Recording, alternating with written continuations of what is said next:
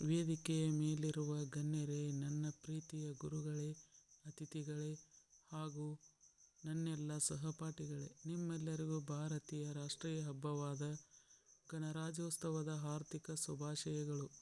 ಗಣರಾಜ್ಯ ಅಂದರೆ ಏನು? ಭಾರತ ಗಣರಾಜ್ಯ ಆದದ್ದು ಹೇಗೆ? ಗಣರಾಜ್ಯೋತ್ಸವದ ಹಿನ್ನೆಲೆ ಏನು?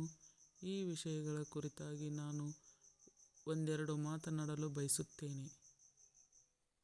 ಇಂದು ಜನವರಿ 26 ಭಾರತದಲ್ಲಿ ಪ್ರಜಾಪ್ರಭುತ್ವ ಮರೆಯಾಗಿ ಪ್ರಜಾಪ್ರಭುತ್ವ ಜಾರಿಗೆ ಬಂದ ಸುದಿನವಿದು.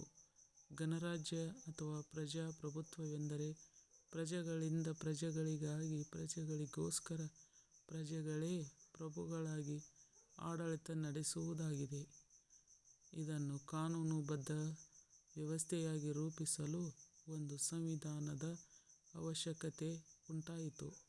ಆಗ ಹಲವು ಗಣ್ಯರು ಸೇರಿ ಒಂದು ಸಂವಿಧಾನ ರಚನಾ ಸಮಿತಿಯನ್ನು ರಚಿಸಿದರು. ಅದರ ಅಧ್ಯಕ್ಷತೆಯನ್ನು ಡಾ.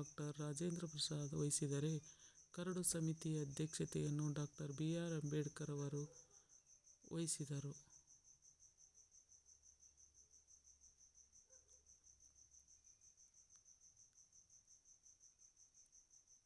ಇವರ ಮುಂದಾಳತ್ವದಲ್ಲಿ ವಿಶ್ವದ ಹಲವು ದೇಶಗಳ ಸಂವಿಧಾನ ಅಧ್ಯಯನ ಮಾಡಿ ಅದರಲ್ಲಿರುವ ಹಲವು ಉತ್ತಮ ಅಂಶಗಳನ್ನು ಆಯ್ದು ವಿಶಾಲ ಭಾರತಕ್ಕೆ ಸೂಕ್ತವಾದ ಸಂವಿಧಾನದ ಕರಡು ಪ್ರತಿಯನ್ನು ಸಿದ್ಧಪಡಿಸಿದರು. ಅದು ಕೆಲವು ಮಾರ್ಪಾಡುಗಳೊಂದಿಗೆ ನವೆಂಬರ್ 4, 1949ರಲ್ಲಿ ಶಾಸಕಾಂಗ ಸಭೆಯಲ್ಲಿ ಅಂಗೀಕರಿಸಲಾಯಿತು. ನಂತರ ಜನವರಿ 26, 1950ರಲ್ಲಿ ದೇಶದಲ್ಲಿ ಅಧಿಕೃತವಾಗಿ ಜಾರಿಗೆ ಬಂತು. ಆ ಸುದಿನದ ನೆನಪಿಗಾಗಿ ಜನವರಿ 26 ಗಣರಾಜ್ಯೋತ್ಸವದ ದಿನವನ್ನು ರಾಷ್ಟ್ರೀಯ ಹಬ್ಬವಾಗಿ ಆಚರಿಸುತ್ತಾ ಬಂದಿದ್ದೇವೆ.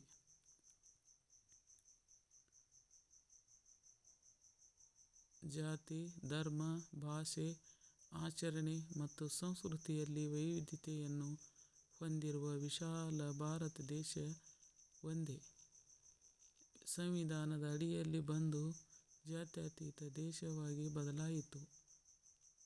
ನಾವೆಲ್ಲ ಭಾರತೀಯರು, ದೇಶ ನನ್ನದು ಎಂಬ ಸಮಭಾವ ಜನರಲ್ಲಿ ಮೂಡಿತು. ಸಂವಿಧಾನದ ನೀತಿ ನಿಯಮಗಳನ್ನು ಗೌರವಿಸಿ ಮತ್ತು ಪಾಲಿಸಿ ದೇಶದ ಏಳಿಗೆಗೆ ನಾವು ನೀವು ಶ್ರಮಿಸೋಣ ಎಂದು ಹೇಳುತ್ತಾ ನನ್ನ ಮಾತನ್ನು ಮುಗಿಸುತ್ತೇನೆ. ಧನ್ಯವಾದಗಳು. ಜೈ ಭಾರತ ಮಾತೆ.